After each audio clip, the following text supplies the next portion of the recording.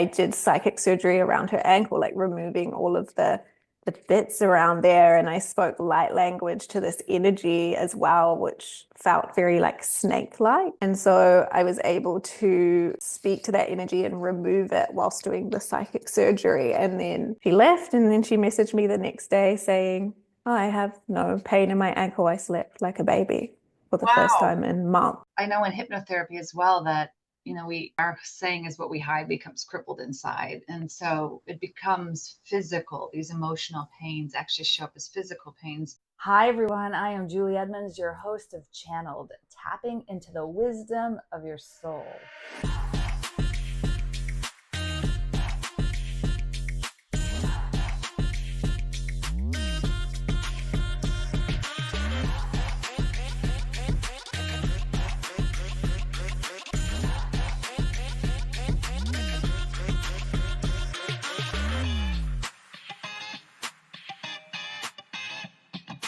Hello, and welcome to Channeled, tapping into the wisdom of your soul. And I have a lovely, lovely guest today, Tinaka.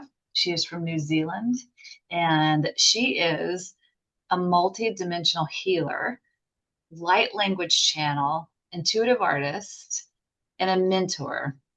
And she's the founder of Light Language Academy. Hi, Tinaka. How are you? Thanks for joining us today. Hi, Julie. I'm so good. How are you going? Great. I'm so excited to have you, and I'm so excited for this conversation. So let's get started. Tell me, Amazing. thanks. Tell me a little bit about light language for anyone that doesn't even know what that is. What is it? Let's just do sort of a fundamental part starting. What does that mean, and how do you tap into it? And then we'll go from there. Sure. So light language really isn't a language at all. It's more of a stream of energy that flows through you.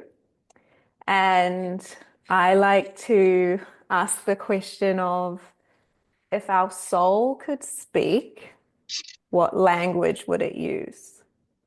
And I don't think it would be one that we understand with our mind. So it wouldn't be, a known language like English, French, Spanish, Japanese. It would be a language of feeling, a language of frequency and vibration. So that is how we are all operating, right? We're not physical beings in a physical universe. We're vibrational beings in a vibrational universe. And if I'm wanting to communicate in that dimension, then the voice of that is light language. And it really is, yeah, just a frequency of energy that flows through, and it can flow through spoken word. It can be sung. It can be gestured with hands and danced with your whole body. It can also be drawn or scripted onto paper. So bringing down the energy into this physical plane. And it is not something that we understand with the mind. It bypasses the mind completely and goes straight into our hearts, into our souls, into our bodies, our energy fields. And yeah, is able to really allow us to heal, to awaken, and to activate the memory of who we truly are. So it's not something that we learn, it's something that we remember, because our soul has already done this a million times before. So it's about tapping back into the parts of us that already know that Wow. wisdom of our soul. Right, right. Tapping into the wisdom of our soul for sure. And so tell me about your own personal light language. Is it dance for you? Is it movement? Is it sound, frequency? And when did it start for you in this life, in this body, in this embodiment? Yeah, so for me, it started as drawing and symbols. So when I was activated in my healing abilities, so this happened 3 years ago, I had no idea about this world. I was on a business conference and I happened to meet a psychic healer, and I ended up going on her retreat. And at the time, I was running my own art business as a freelancer, and I was drawing portraits. Everything was quite perfect. I was a bit of a perfectionist, and I went on this retreat thinking I was going to get more ideas for my art and then also expand my spiritual awareness. And what happened was I was fully activated into my healing abilities, and my then mentor said, yes, like you are a healer. And I said, what? What does this mean? Um, and whilst I was healing, my hands would move on their own. So what I've since learned is like psychic surgery. And also I was drawing in the air with my hands. And when I got back from that retreat, I thought, what would happen if I put a paintbrush in my hand whilst they moved? And so I just closed my eyes, let the energy move my hand, and just let my hand move. And it moved on its own. And I was closing my eyes. And then when I looked down, there was symbols and a script. And I was like, oh, this is interesting. This didn't come from me. So I sent it to my mentor, and she's like, that's light language. And I said, oh, okay. I have never heard of that. So then it just caused me to go into this huge deep dive into the world of light language and also the world of healing. And I, So tell me when you said you had the awakening and yes, suddenly you're like, what's happening? Was it yes. it's on this retreat? Were you doing some heavy meditation? Were you doing semantic work? What were you doing? So we were learning about energy healing, and each of us were able to get a personal activation with the retreat leader. And so it was my turn to lie on the table, and she was demonstrating a healing for everyone. So we were just getting a real knowledge of what can happen during a healing and how she heals others. And so I was lying on the table, and she just popped her hands on me, and then there was an energy transference. So my whole body, I was lying there, just started vibrating, my entire being. I've never felt anything like it before. And I started seeing green in my vision. And she said, are you seeing green? And I said, yes. And she said, that's Archangel Raphael was here. And I was Wow. like, oh, okay. And then I started seeing stars and flashing visions. I don't know if you've experienced that when you are having like a intense energy transference happening, and your vision, you can start getting stars and you get all tingly. So yeah, I had just had a full activation.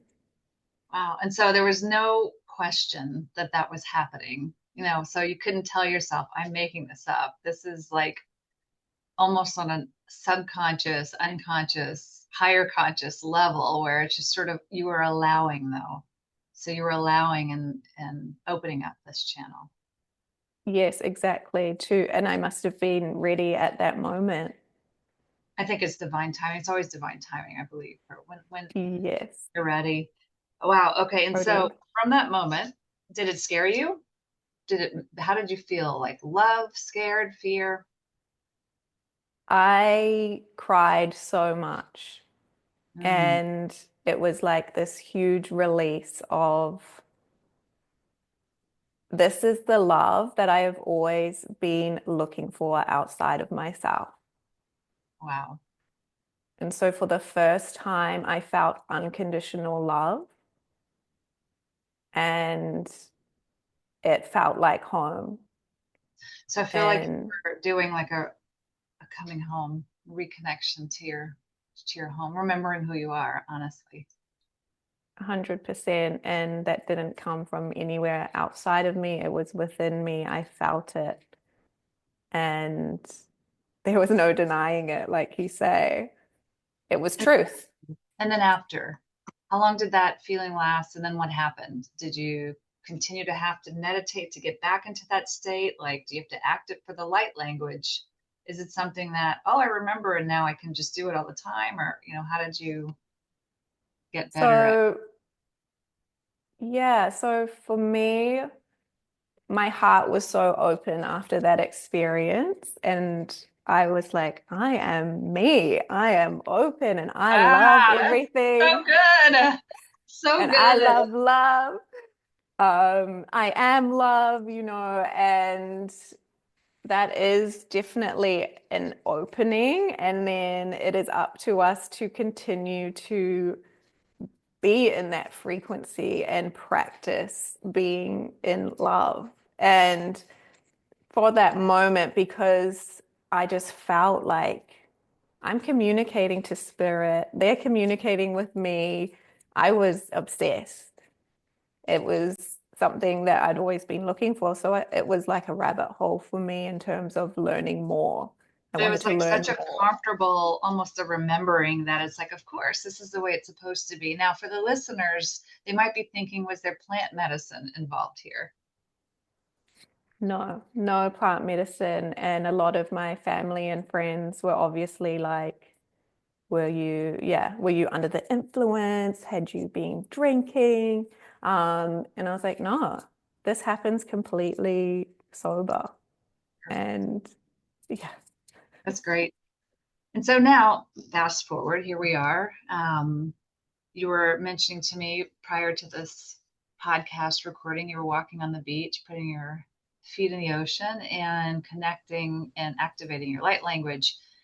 Is it something that you just are able to do? And how does that work for you? So, so for me personally, it flows very naturally. So I can tap into it and let it come through, and it will. And for others, it might not be the case. They might need to start by dropping into meditation first, becoming really open in their bodies to it. And then, like anything, if you're wanting it to become natural, it's all about practice. Sure. And so for you, when it comes through, are you able to translate it? Can you translate it into words, or is it more just a feeling that feels really good in your body? So it's a little bit of both. So I've tried really, really hard not to let my mind come in because it can interrupt the flow of energy and want to find meaning to it. But there are times definitely when I'm healing somebody or translating in my journal, I can get the English translation for what is coming through. And so when you have clients that come to you, is that what you do? You bring in and activate your light language to get messages for them. 100%. I use it to communicate to their souls, to remind them why they're here. And really, sometimes it is like I become one of their spirit team or their spirit guides, and I'm saying, "Hey, do you remember me? We met in at this time, and you need to remember how much love is inside you. You need to remember your mission." And it's like we are communicating together, like we've just reconnected. Mm. And it is so beautiful and so powerful. Oh, it's like turning a light switch on and the room lights up. So is it different each time, or do you have the same frequencies? Like, for you, you said it's different for different people.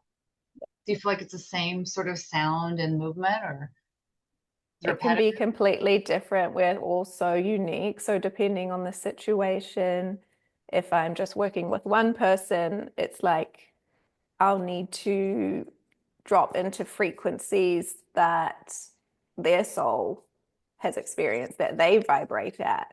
If I'm in a group setting, I might get all sorts of energy coming through. So it is quite unique all of the time. It's never the same as we are always changing. So as we're having this conversation, I'm wondering if I'm sure people would be very curious to hear And I'm sure it's, would you be open to giving us a sample? Of course. Yes, of course I can. So Would let's you? go. Let's go. Like right now, let's do it. Okay, beautiful. So if you're wanting to receive this light language transmission, just dropping down, closing down the eyes, and taking a few deep breaths in through the nose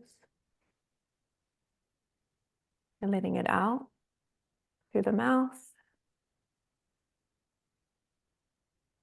Deep breath in through the nose, letting out any sighs through the mouth. One last time, deep breath in and let it go. Just noticing how the body feels right now, how you feel right now. How do I feel light and lovely. Your energy is very, very safe and loving. Beautiful. So I'm just going to let the light language come through, and the light language that comes through me is the purity of love manifest. So letting yourself receive these sounds and frequencies. Soyana, koyatea, koteana, koishikeana, shikureteana, koya, tea koyana makoya, tea koya. Sukureana mashikia, shikureteana makoya te. Kitiana koyana, kiteana koshakaana mahikia, toyana kia toya. Kushikrekeana, shikureteana kitia, kokeana kieteana mashukuretoyana maki. Sukuyana kiana kiana hiana kia tuya. Shukreana mashikia teya kuyana kuteyana mashakateya makia tuyana. Kuteyana makuishikia tuya shukuya hiana shukeyana makia teya. Shukutuyana mashu. Ooh, I felt that. Oh, that was beautiful. I opened my eyes and peeked at you for like one half of a second, and I noticed your hands are moving around. So tell me about that. So what I am doing is allowing the energy to move my hands into specific codes, and then allowing those structures to align your energy. And I really felt a lot of heart there in that transmission. So it's like I'm just aligning all the energy centers whilst that's happening. Well, it felt so good. I mean, I It feels. physically felt that. And are there Mm. messages that come through, or is it more just of an aligning of energy and love? So it's completely up to the listener. To every listener will receive that differently. But for me, what I felt was like your soul is safe. Your soul is safe to be on earth and to be here right now. Great. Thank you. I feel that way. So earlier when we were talking, you were talking about psychic surgery. Mhm. What does that mean? And tell me more about that. So psychic surgery is when you allow spirit to come into your body, and then whilst you are healing, it is like you are doing surgery on someone energetically. And so you'll be working along the body, removing things, undoing them, and reconfiguring the energetic system of the body and removing anything that is not needed or is, causing your client blocks. So it really is a way of just opening the body up to an energetic removal, surgery, or Yeah. reconfiguration. So let me ask, is that something that you love to do? It is something that I love to do. Great. And so I have a friend that's a medical intuitive, and she can Mhm. actually go in and work, and it physically changes. Like they may have hip problems or back problems. And is that so? Are you removing energy blocks, or you're actually physically healing someone? So for me, it can be both, because if we are doing the energetic removal, that does have a physical impact on us. That can, mean that, oh yeah, my hip doesn't feel as the pain anymore. Or, like, for example, I had a healing with a client and she couldn't sleep because she had so much ankle pain. And so I did psychic surgery around her ankle, like removing all of the bits around there. And I spoke light language to this energy as well, which felt very like snake-like. And so I was able to speak to that energy and remove it whilst doing the psychic surgery. And then she left, and then she messaged me the next day saying, oh, I have no pain in my ankle. I slept like a baby for the first Wow. time in months. Well, I believe that. Talking about snake energy, you're wearing two beautiful snake earrings, I see. Um, so yeah, so I know in hypnotherapy as well that, we our saying is what we hide becomes crippled inside. And so it becomes physical. These emotional pains actually show up as physical pains. I remember there was a time during COVID. Well, I always do Pilates, but I couldn't touch my toe on one side. I could barely do a stretch on my right versus my left. And after I did this energy healing work, I was at Pilates one day and I'm like, this is the easiest stretch in the world. I can touch all the way down that I hadn't been able to do in years. It was like almost an overnight thing. And I know I put two and two together. And it was because of the energy healing that I did that I released some old Mm. things that were stuck there. And I found it fascinating. It's so magical how much of an impact the energy work, the frequency work, sound healing has on our bodies Yeah. and on our physical realities. People have to know that pain they're carrying is, it's physical pain from, it could be past trauma. I had this terrible backache once, and it was there for months and months and months. And I did a hypnotherapy session. And in my regression, I went back to this guilt I was carrying for some things, and we released it. And it like I woke up like the pain was gone. And not only was the pain gone completely, for the next like 3 or 4 days, I kept thinking, I feel like I'm missing something. Like, did I forget my bag? Did I forget my keys? Did I forget my phone? And then I realized I was actually physically carrying it like it was a bag on my back. And when I removed it, I felt like I was missing something. And then, I had to make that my new familiar. But I love this work that you do. It's fascinating. So, how did you start the Light Language Academy and why? So I started the Light Language Academy because my whole journey with light language was very much self-led.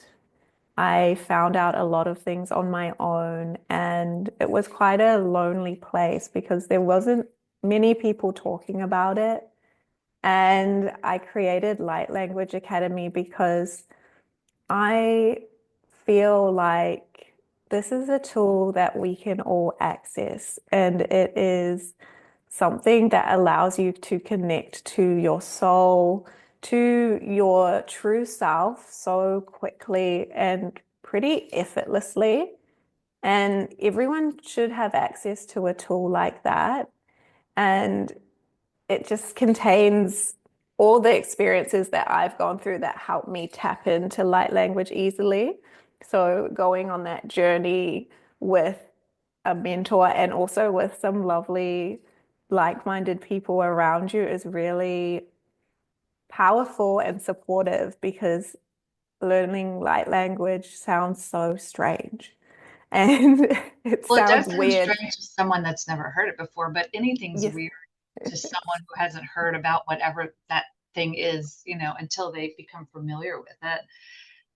Do you do group immersions, or is it workshops, or is it like school? Like, how do you Yeah, so run it's into it's a what part 10 of it's a 10-week online course, so I'm running it online, and it's a combination of healings, of activations, of inner child work, as well as practice space. So the practice space is obviously the most important, because that is where you truly get to experience how to channel and get the validation in a group setting that what you are channeling through, people can feel it. So you're like, I'm not making this up, which is such a common block that people have is, am I making this up? Yeah. Am I making it up? I have a friend that said, yes, it's common, but then you have to think about, am I making it up? But from where? Exactly. Like, where did that come from? But from where? Yeah. So there's no, even the science is out there when more than one, when two or more people get together, and particularly eight. I don't know why the magic number eight, miracles can happen.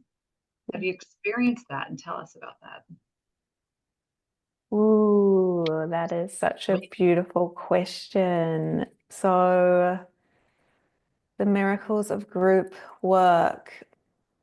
Yes, I feel like in the last round of Light Language Academy, towards the end, when everyone had really opened their channel and activated it, there were so many abundant miracles that everyone was experiencing. So I had a Reiki master who always ran retreats. She'd been running retreats for a couple of years, and she's like, I've put my retreat out, and for the first time, it's sold out.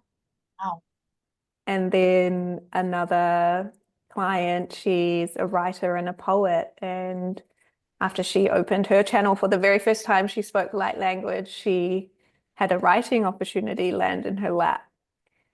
And another client, she's a chakra dance facilitator. And she's like, she chakra danced in the morning before her event. And then she got 6 more people. She doubled that event. So it was like, there's so many beautiful things that happen when we activate and become we start vibrating together at this beautiful Oh, frequency. It was like as a group we were all just receiving all these amazing opportunities. that's awesome. Yeah. With the vibration, it's bigger, and then you're magnetizing more people too. I love that. Earlier you were saying when you were on the beach, or I'm sorry, at that original retreat, I Yes. believe, putting it all together, you were drawing, and all these symbols were coming. And I do that with journaling, right? So for me, it's writing. Like I'll just journal and close my eyes. And I'm sure some people have heard of automatic writing, where it's not your speech, it's you're channeling through these words. There's plenty of times I read back, I'm like, I wrote that, but Julie didn't write that. Julie's highest self, or Julie's guides, angels, universe, God. Um, and yours is in artwork. Have you always been a painter? Have you always been into art? Yes, yeah, ever since I was a kid I was always creating. It was always my safe space, was art. So what kind of beautiful works of art have you made since you've tapped into your light language and remembered your light language? So I feel like, yeah, as I mentioned, my art and me used to try and be perfect all the time. So when I was doing commissions for people, I was always wanting them to look exactly like the person or exactly like the animal. I wanted it to be perfect so I couldn't be wrong. And so when I started channeling light language and these codes and just closing my eyes and letting what needed to be, I was able to use my iPad, which was how I was drawing these commissions, and make it so it created a replicated shape. And so I would draw in one section of the iPad with my eyes closed, and it would create this amazing energy mandala. Wow. So I started creating these for people, and they would say, oh my God, it feels like I've seen that symbol before. No way. Oh my God, yeah. And oh, I'm going to get that tattooed on me. And they would use them and sleep, like look at it before they went to sleep and have these vivid dreams, these activations of their potential were happening from, it's called a light code, these artworks. So the I was going light to code. ask, where are they coming from? And it sounds like, what would you call these? So you said it, you answered a light code. Where is it coming from? For me, it's a combination of their soul of the universe all coming together as one. It could also be their guides coming in. So it's pure vibration, pure frequency that I'm letting my hand move. I'm letting Source choose the colors. I close my eyes and I let Source choose all the colors. I'm hardly involved at all. It is all up It's like to you're the the vessel. universe. You're I the am the vessel. total vessel. Yeah. What I found fascinating about what you said is that your client says, wait, wow, that's so familiar to me. Yeah. And that is what I hear often with light language. They're like, I have no idea what you just said, or I can't understand that, but it felt like home. It felt so familiar. It's such a remembering piece Hmm. for our souls. Yes. Yeah, those codes, those codes are in I mean, we're encoded with codes. And so, I mean, sounds a little bit, I learn about sacred geometry a lot. Hmm. So I'm sure that you're calling in a lot of that too. Totally, exactly. So yes, essentially light language contains those sacred geometries and codes, and they get passed into our bodies. Um, yeah, through vibration. So Tinaka, you hold a divine creativity circle. Is Yeah. that part of the Light Language Academy, or is it something separate? It's something separate to Light Language Academy. Tell us about it. So the Divine Creativity Circle is a weekly circle that I host with a bunch of beautiful women, and we come together to meditate, to drop into our creative channels together, and then create for an hour, and then just share what comes through. Wow. And so I'm sure you have all different types of creatives, right? Yes, for sure. So, So,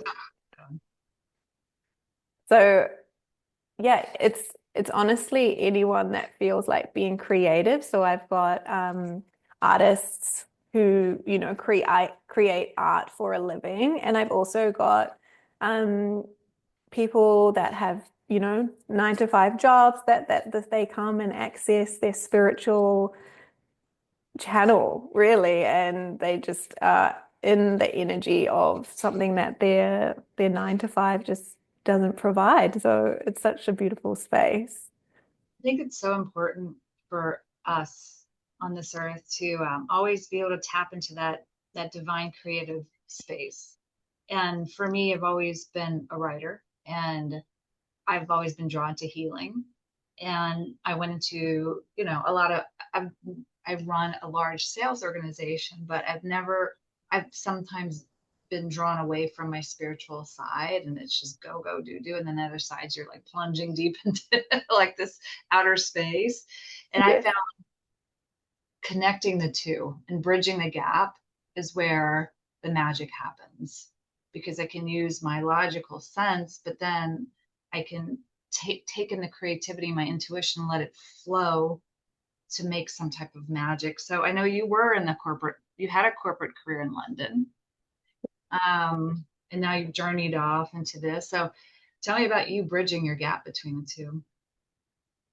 Ooh, so yeah, I feel like a lot of my life I was spending chasing success or chasing fulfillment or happiness. And I personally felt when I was growing up that that meant I needed to get a job, I needed to go to university or college, and then I can buy a house and then I'll be happy and I'll have a family. And that was it. Um, but a part of my soul was kind of dying in that process of doing that. So I did go to uni. I got a science degree. And I ended up not using my degree and ending up in tech software in London and chasing that idea of, oh, if I get a career and if I have lots of money, then I will be fulfilled and I will be happy and I will have everything that I ever need. And then I got to the top of my career and I was like, I'm still not happy and I'm still not fulfilled. I have it all. I have it all on paper. I have this amazing life, but there is still something missing. And yeah, I believe that I was so head-based. And to this day, of course, we need our brain for everything. But um, to be able to also tap into the spiritual side and have, heart and brain coherence working together in alignment is incredible because when you do bridge that gap, you are able to feel into, okay, what does the heart actually want? And then the brain can go out and do it. Yeah. Well, they say And the heart is the second brain. I believe it's the first brain. 100%. 100%. We need our brain for everything. That's great. I'm gonna have to write that down.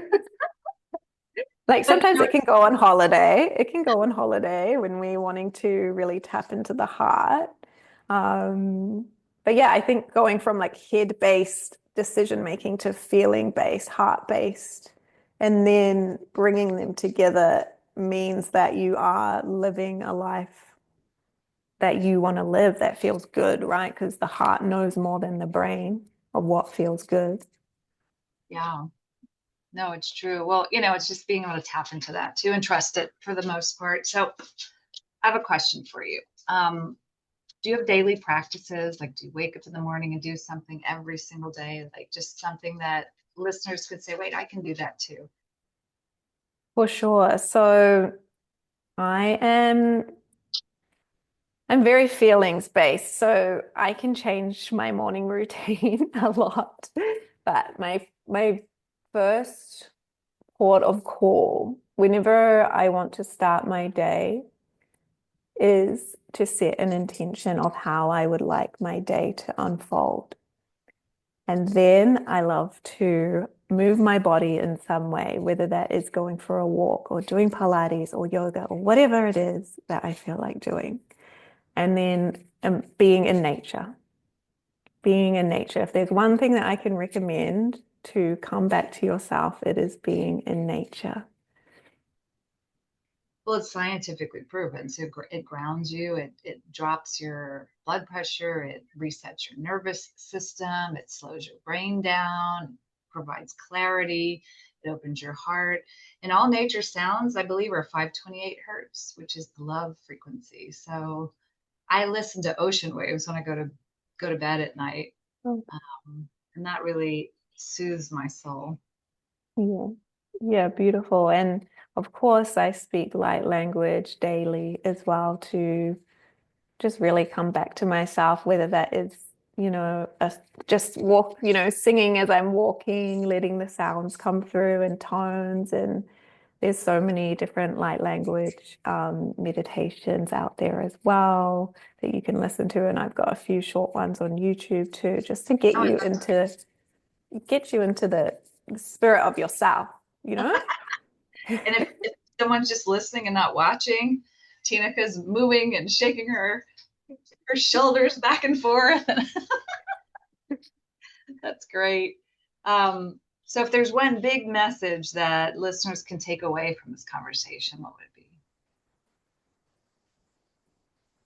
That you already know that everything that you need is within you. Your soul has been training for this for so many lifetimes, and you're ready. It's all within. It's all within you. You Yeah, just need to remember. remember who you are. Remember who you are. Remember who you Yeah, remember, are. remember. Sure. So a couple quick rapid fire. What's your favorite color? My favorite color is teal, which is it's like I'm like looking around for it, but it's like, this color? It's a beautiful teal color. She's a unicorn coffee cup. And why teal? For me, that's the color of Archangel Raphael. It's how I see that angelic light. It's also the color of water. And when it's got white sand and the bluey green water, like when you're in Greece, or the water's just down here in New Zealand, it makes me feel like home. Did you grow up in New Zealand? Yes, I grew up here in New Zealand, Aotearoa, yes. So it's 5:50 p.m. my time. What time is it for you right now? It is 9:50 for me, A.M. AM in the morning. in the morning. Yeah. Tinaka, it's been a pleasure talking to you today. Where can we find you? Where can we find your services? If someone wants to reach out to you and be part of your Light Language Academy or your Creative Divine Circle. Sure. So the best place to find me if you have social media is on Instagram. So I'm at Angels and Energy, or you can find me online on my website, which is www.angelsandenergy.co.nz. Great. Okay, well, we'll put that all in the notes below. And thank you so much. And for the listeners, if you love this, subscribe, send it to someone else. And thanks again, Tinaka. This has been such a lovely conversation. Thank you for your time. And I'm sure, thank you for the light language too. That was beautiful. Thank you so much, Julie. And yeah, if anyone, felt something with the light language activation, so keen to hear what you felt. Like, leave a comment on the YouTube video or the Spotify episode so that we can see what everyone felt, and was it similar or was it different? Oh, Would yes. love. Leave a comment for sure. Thank you. You guys have a great day. Bye-bye. Thank you.